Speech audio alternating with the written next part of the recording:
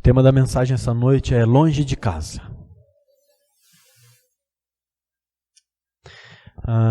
Nessas férias eu tenho recebido as sobrinhas em casa.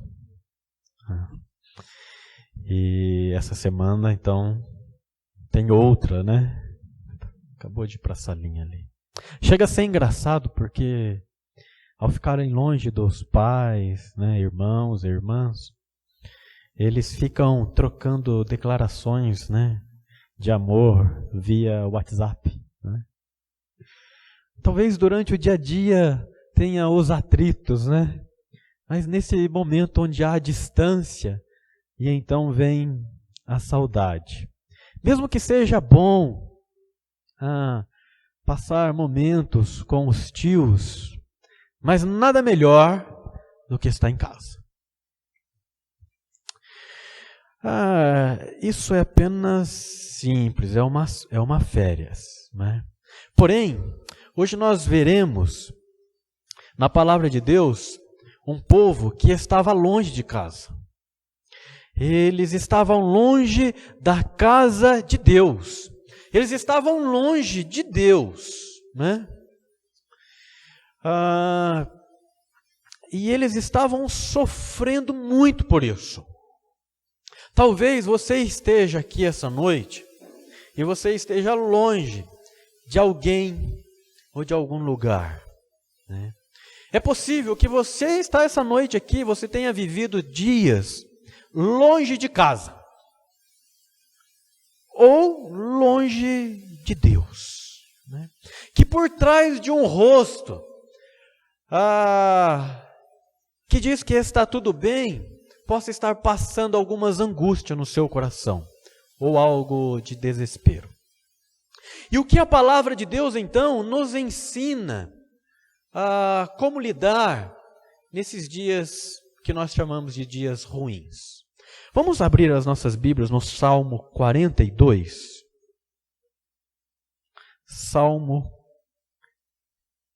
42. Olha o que diz a palavra de Deus no Salmo 42. Como suspira a corça pelas correntes das águas, assim por ti, ó Deus, suspira a minha alma. A minha alma tem sede de Deus, do Deus vivo. Quando irei e me verei perante a face de Deus? As minhas lágrimas têm sido meu alimento de dia e noite, enquanto me dizem continuamente: o teu Deus onde está? Lembro-me dessas coisas e dentro de mim me derrama a alma, de como eu passava com a multidão de povo e os guiava em procissão à casa de Deus. Entre gritos de alegria e louvor, multidão em festa. Por que estás abatido a minha alma? Por que te perturbas dentro de mim? Espera em Deus, pois ainda o louvarei a Ele, meu auxílio e Deus meu. Sinto abatida dentro de mim a minha alma. Lembro-me, portanto, de ti nas terras do Jordão e no monte do Hermon ou no outreiro de Mizar. Um abismo chama outro abismo, ao fragor das tuas catadupas. Todas as tuas ondas e vagas passaram sobre mim. Contudo, o Senhor, durante o dia, me concede a sua misericórdia. E à noite comigo está o seu cântico, uma oração ao Deus da minha vida. Digo a Deus, minha rocha, por que te ouvistes de mim? Ei, dá sobre a opressão dos meus inimigos. Esmigalham-se os meus ossos. Amigos me insultam, dizendo e dizendo: o teu Deus onde está? Porque has abatido a minha alma, porque te perturbas dentro de mim. Espera em Deus, pois ainda o louvarei a Ele, meu auxílio e Deus meu. Amém? Só para nós entendermos aqui, irmãos, o contexto, esse é um salmo que nós chamamos de Salmo dos Coraitas. Era um grupo que foi nomeado por Davi para servir na liturgia do templo, isso no Antigo Testamento. E agora, então, eles estão exilados no extremo norte da Palestina, eles estão fora do lugar de habitação deles, vivendo sob opressão de inimigos impiedosos. E eles então desejam voltar ao templo de Jerusalém e ali servir a Deus. Então é isso. Eles estão abatidos, eles estão tristes. E a minha pergunta essa noite é: você vive um exílio em sua alma, longe da felicidade que um dia, né, teve? E a palavra de Deus, então, ela nos ensina, este salmo nos ensina 3 formas de lidarmos com os dias longe de casa. 3 formas de nós lidarmos com dias longe de casa. Então, a primeira forma vai ser colocada ali é: busque a Deus em primeiro lugar. Se os irmãos atentarem bem, o versículo 1 e versículo 2 da palavra, diz que a alma do salmista que aqui escreve, anseia, anela por Deus. E ele usa a ilustração de uma corça. A corça, ela é um animal selvagem que corria para salvar a própria vida. E tentando evitar os caçadores, nessa agonia da fuga da corça, e em sede extrema, ela encontra o seu último refúgio na água, quando ela descia então a colina e se deliciava em um poço. E ali então havia, né, esse refrigério para a corça. E ele então usa essa ilustração em relação a Deus. A alma dele anseia por Deus, como a corça anelava, ansiava por essa delícia da água. O salmista aqui, ele estava sendo afligido pelos seus opressores. E em primeiro lugar, nós olhamos aqui, ele busca a Deus. Ele busca a Deus. A minha pergunta para você essa noite, e a aplicação para nós é: quem você busca em suas aflições? Ou o que você busca quando você está passando por lutas e por adversidade? A sua vida. A sua vida depende de Deus, como a da corça dependia da água. Então, antes de buscar a solução dos seus problemas em pessoas ou em coisas, seja o que for, isso aqui vai salvar a minha vida quando eu tiver isso. Não, antes disso. É isso que ele está nos dizendo: busque em Deus. Por isso que a palavra de Deus diz para nós: buscai, pois, em primeiro lugar o reino de Deus e a sua justiça, e todas as outras coisas vão ser acrescentadas. Não inverta, não queira buscar outras coisas antes de buscar o Senhor. Conta a história de uma certa mãe e uma filha. E a mãe falou assim para a filha: vamos buscar. E a filha disse assim: eu sou jovem demais, eu vou curtir a minha vida, depois eu busco o Senhor.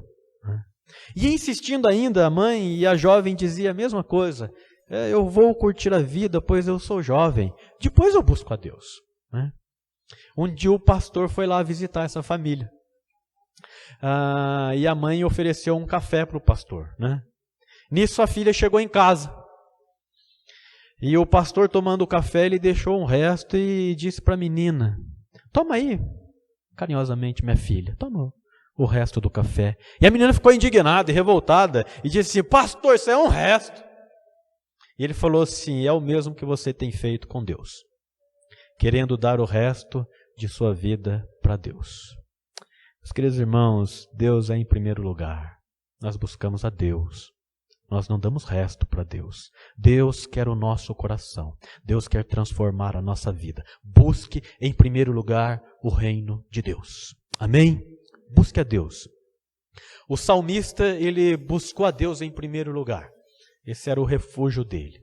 Essa é a primeira forma de nós lidarmos quando nós estamos longe de casa. A segunda forma que o Salmo nos ensina é: mostre as suas aflições para Deus. Do versículo 3 ao versículo 7 e do versículo 9 ao versículo 10, se você atentar bem a palavra de Deus aí, o salmista, ele expõe para Deus as suas aflições de diversas formas. Você pode perceber que às vezes ele fala assim: minhas lágrimas, outra ele fala assim: lembranças alegres do culto, lembranças alegres de lugares. Ele ilustra a tristeza dele. Ele faz pergunta: por que eu estou assim, Por que minha alma está assim? preste bem atenção, ele não fala contra Deus, ele fala a Deus, tá? E então ele no versículo 10, ele diz que ele está despedaçado emocionalmente pelos insultos de outro que fica olhando e fala assim, puxa, mas você não servia a Deus, você está nessa condição, né? E então, ele chega e ele se derrama mesmo diante de Deus, e ele, né, demonstra para Deus, primeiramente, as lutas dele. O que isso tem a ver conosco? Qual a aplicação para as nossas vidas? A quem você demonstra as suas lutas primeiramente? Quem é seu confidente? É o vizinho? É o terapeuta? É o Facebook? Quem é primeiramente? Você já viu que tem pessoas que abrem o coração, ela não consegue compartilhar com o pai e com o irmão, mas ela chega, ela coloca lá o sentimento dela, assim que não era para colocar primeiramente para Deus. Nós devemos compartilhar as nossas lutas com os outros irmãos, a Bíblia assim nos diz, porque nós nos fortalecemos, isso nós chamamos de comunhão. Porém, em primeiro lugar, quem deve ouvir a respeito da sua vida é aquele que te criou. É aquele que te fez, é aquele que te conhece, é aquele que te formou. Quantas pessoas às vezes me procuram e vêm falar, eu digo assim, você falou isso para Deus? Não, então vamos falar para Deus. Conte para Ele, Ele te conhece, abre o coração, expresse os seus sentimentos em oração, dobre o seu joelho na forma mais sincera do seu coração. Passe momentos de conversas aberta e franca diante de Deus. Senhor, essa é as minhas lutas, essas alegrias, essa tristeza, aqui, Senhor. Deus conhece a profundidade das suas lutas. Deus conhece e Ele é o primeiro que pode te ajudar. Mostre as suas aflições para Deus. Sabe por quê? Porque Isaías 59, versículo 1 diz assim: eis que a mão do Senhor não está encolhida para que não possa salvar, nem surdo o seu ouvido para não poder ouvir. Deus está à disposição para nos ouvir quando nós mostramos para Ele, primeiramente, as nossas aflições. Amém? Mostre para Deus, primeiramente. Essa é a forma de nós lidarmos quando nós estamos longe de casa. Terceira e última. Versículo 8. A palavra de Deus diz assim: contudo, o Senhor, durante o dia, me concede a sua misericórdia, e à noite comigo está o seu cântico, uma oração ao Deus da minha vida. Receba as misericórdias de Deus. Quando ele usa essa palavra conceder ou concede aqui, ele está comunicando o quê? A expressão do conceder aqui, né, na língua no Antigo Testamento, diz que é de forma intensiva e intencional. Deus faz isso de propósito. Ele concede propositosamente, intencionalmente, a misericórdia dele para a sua vida.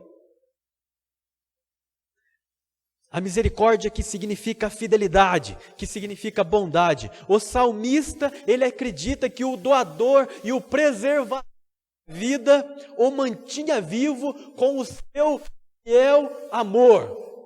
Porque você está vivo no exílio, porque mesmo você passando pelas dificuldades que passa, você está vivo, você está aqui. É por causa da misericórdia de Deus.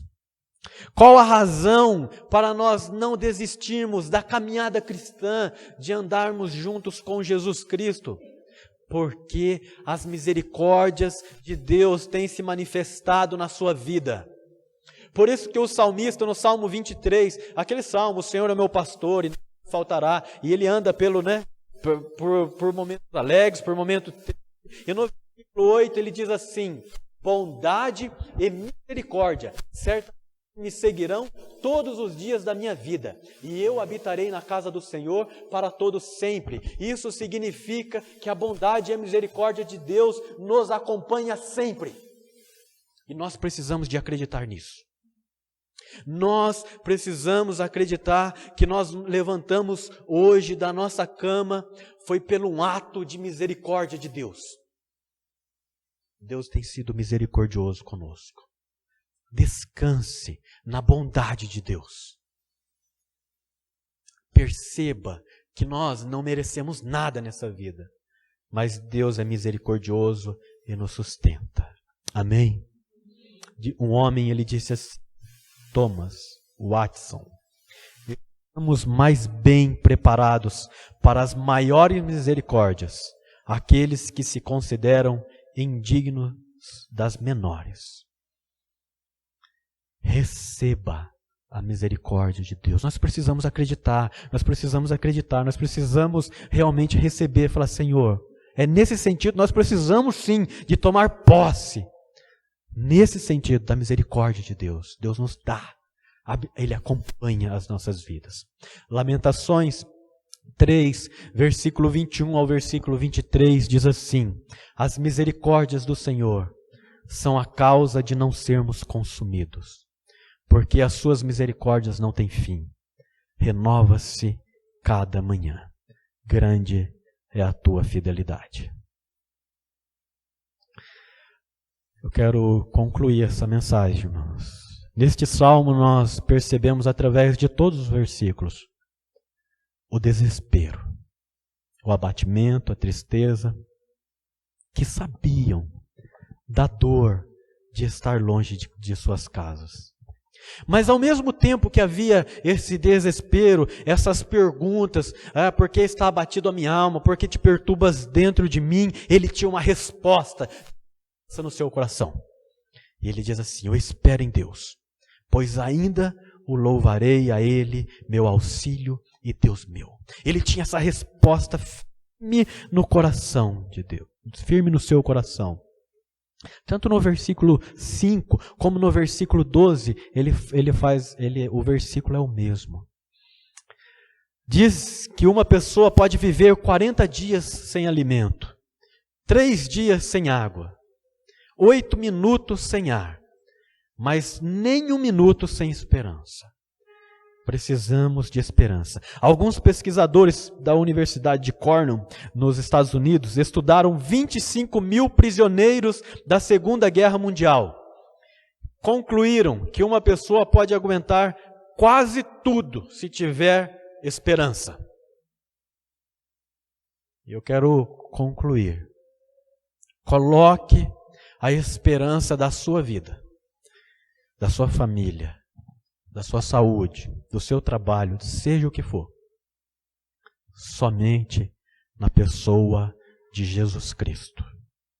Não coloque a esperança da sua vida em pessoas, em coisas, em tempos ou nos desejos do teu coração, porque você irá decepcionar. Coloque em Jesus Cristo. Talvez você esteja vivendo dias longe de casa, seja literalmente, longe de alguém, ou talvez você esteja vivendo dias longe de casa, com adversidades, com lutas, que você nem plantou. Você, puxa, pastor, isso está acontecendo comigo, eu não fiz nada e está acontecendo comigo, Talvez seja isso. Talvez você esteja vivendo dias longe de casa porque você plantou. Você plantou. Você pecou, você está longe de Deus e está colhendo.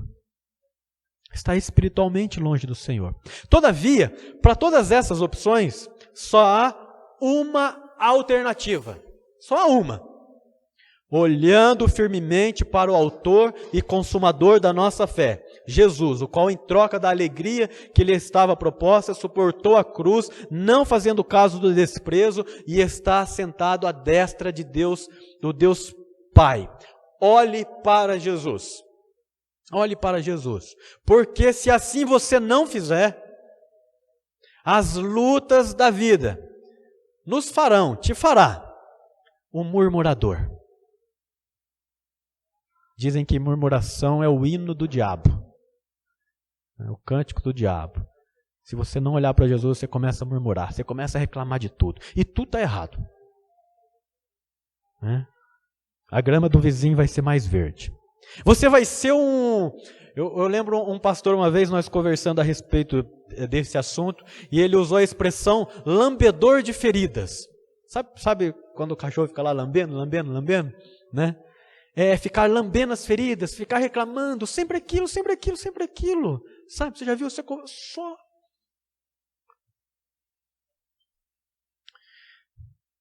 Você pode estar longe de casa hoje, mas amanhã você estará no lar em um relacionamento íntimo com o Pai. A esperança. Uma pesquisa indicou que de cada 10 crentes que sofreram adversidades na vida, atente bem, olha que interessante, de cada 10 que sofreram adversidades na vida, 8 permaneceram firmes na fé.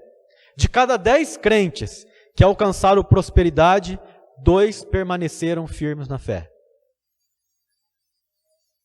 Deu para entender aqui, meus irmãos?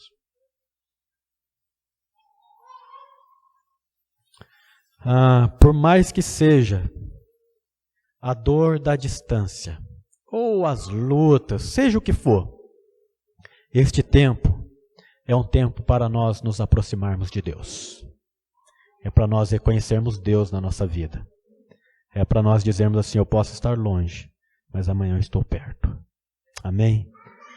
Que Deus nos abençoe, que Deus nos guarde. Gostaria de orar junto com a igreja neste tempo. E eu gostaria que você buscasse a Deus em primeiro lugar na sua vida. Talvez você esteja procurando coisas, queira usar até Deus para procurar coisas, como muitos fazem. Não, busque Deus. Não estou falando aqui de religião, não estou falando de igreja, não estou falando de nada. Busque Deus, o Deus da Bíblia. Mostre as suas aflições para Deus. Mostre para Ele. E aceite as misericórdias de Deus. Não as rejeite.